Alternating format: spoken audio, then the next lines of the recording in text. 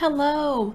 So today I have my presentation about Iceland, the land of fire and ice. And today I'm going to be discussing some facts and other information that people should know, especially going into business in Iceland.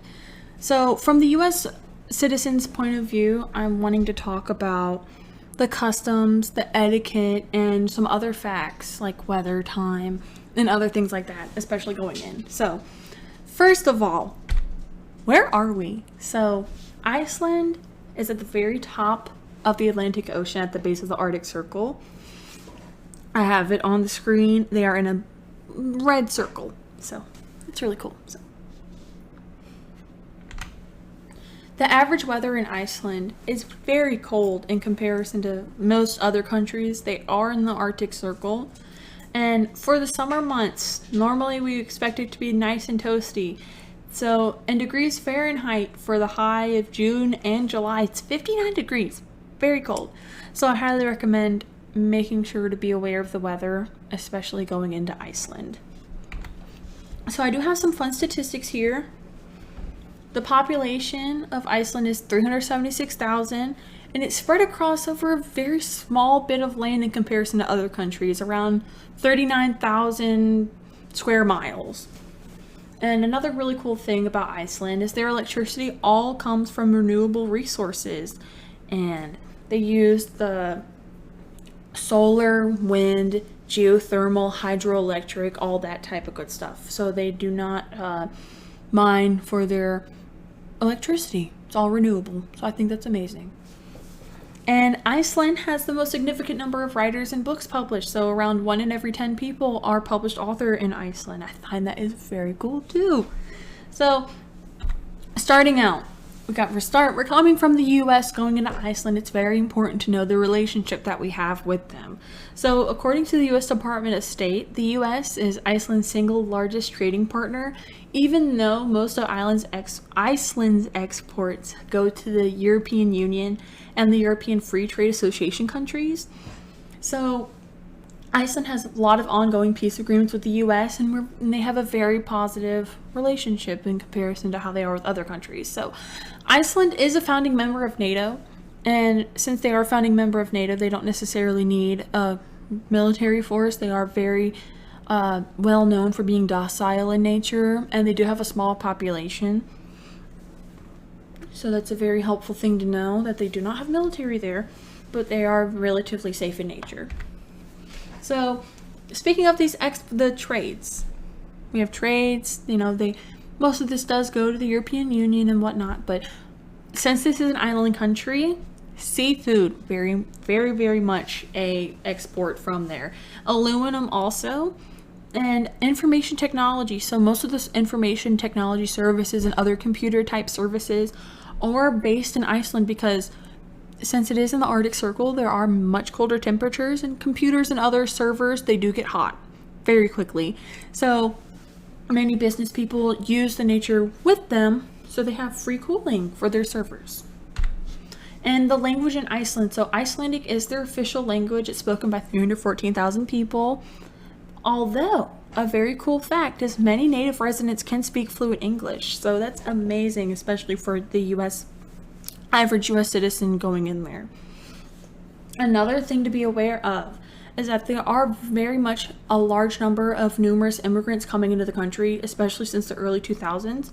So it's very helpful for business in Iceland to have translation services, and it's very essential because you don't want to accidentally be pushing out people that would probably use your service if you could speak their language. So I find that's very important to know. So you got your business going on, everything's going great. You're going to have a meeting. So what are we going to wear? We're going to be mindful, and we're going to be mindful about our attire, and we're going to dress for success, of course. So dressing professionally is always the top priority, because you want to have respect for your clients and other business people that you work with. And since we are close to the Arctic Circle, it's going to be cold. Just be mindful of the weather and be flexible, because it could suddenly rain, it can suddenly be too hot or too cold. So it's always good to be flexible about what you wear. And a very great rule of thumb I have is, if you're unsure of how to dress, it's always better to overdress than underdress. So Iceland, conducting business is all about making money. or some sort of it, So Iceland's currency is the krona. They are not in the European Union, so they do not use euros, even though they are a European country. So they use the krona. And even though many people rely mostly on debit and credit cards, many businesses, let's say like stores and banks, of course, they rely on cash and other things. So the Central Bank of Iceland, they do have online resources, that's up to date with their banknote features. So you can look at that online and know about all the security features that they have. So for the etiquette and customs of Iceland, one very important thing to know and have is punctuality. So it is very highly valued there. So it's normal for business people to go to meetings early so they can start right on time. So, for example, some people would have a business meeting set for noon. People would be coming 5 or 10 minutes earlier, say their hellos and everything, and then the business meeting would start right at noon. So another very important thing is being honest. It is valued to the highest degree. Icelandic people do not tolerate dishonesty in their society. And you need to be careful because verbal contracts are legally binding in Iceland. So it's very important to know. So if you promise to pay somebody back for something and you don't follow up and pay them back, you could be legally responsible for that. And another very important thing is to have respect for the natural landscape in Iceland. Since Iceland is very much well known for being a beautiful country, the citizens and other people there want to respect that land and keep it preserved for generations to come. So a lot of the times while sightseeing, there are boundaries, and it's very highly recommended to stay within those set boundaries. So it's a very, very important thing to remember. So for meeting and greeting people in Iceland, being formal is more about your vocabulary and your tone rather than how you address somebody. So there are some very important things to consider. So you address people by their first name. You refrain from calling somebody Mr., Miss, or Doctor. So let's say, I'm Roselia Fayard, right? So instead of calling me Miss Fayard, you're just going to call me Roselia, So that's a very important thing to remember, especially in Iceland for business. So whenever you're visiting other people's homes, you remove your shoes. They do have a very high priority for cleanliness in Iceland, and you want to be able to respect the other people's homes and things they have. And sometimes removing your shoes can occur in public spaces like hospitals where cleanliness is our top priority.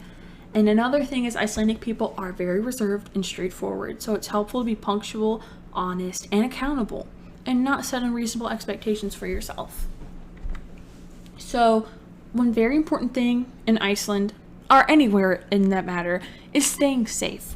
So there are some things to be aware of in Iceland. There are volcanoes, there is inclement weather, we got the snow, sleet, hail, ice on the road, and sometimes occasional earthquakes.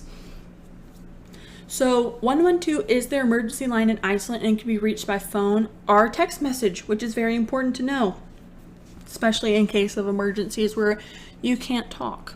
So in winter storms, signal loss is a possibility. We got snow. It could be messing up a lot of different things, especially for cell service. So having this little device I have on the right hand side here, it's a personal locator beacon.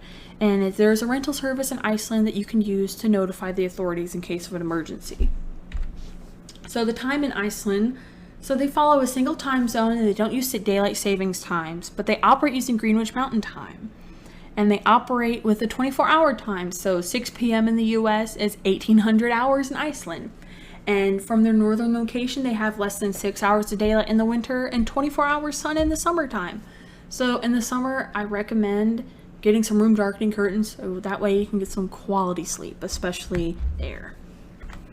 So we do have some business and national holidays. I have them all here on a chart on the right hand side. And these are the days, when businesses normally don't operate, like banks and grocery stores and other things like that. So I do have them starred on the chart for whenever the days do shift with the calendar. Most of it is religious holidays, but it's a good thing to keep in mind since they do change with every year. So the government is very similar to the US since they are a democratic society. They use the judiciary, legislative, and executive branches. But they have a parliament instead of Congress and House of Representatives. There are no states. It's just one big country. So looking at the research that I did for my project, I was very excited looking at their economic reports. So I have this nice little chart on the side, makes me very excited for it. So there's an upward growth of GDP, lifting of coronavirus pandemic restrictions, and they're already at pre-pandemic employment rates. So it is very promising for hosting business there since they are recovering from the pandemic. And why is Iceland great for business? Well, hopefully you did get some information from me about it, but I have some key points here. We got the recovery of their economic environment. We have peaceful international relationships, and the citizens are very calm and straightforward in their demeanor. And I hope that with the knowledge that I presented about how Iceland operates, that everybody is able to succeed in their business excursions and what they want to do there. So I hope everybody can succeed in the island country of fire and ice. And of course, I have my references, and I hope everybody that's watching this has a wonderful day.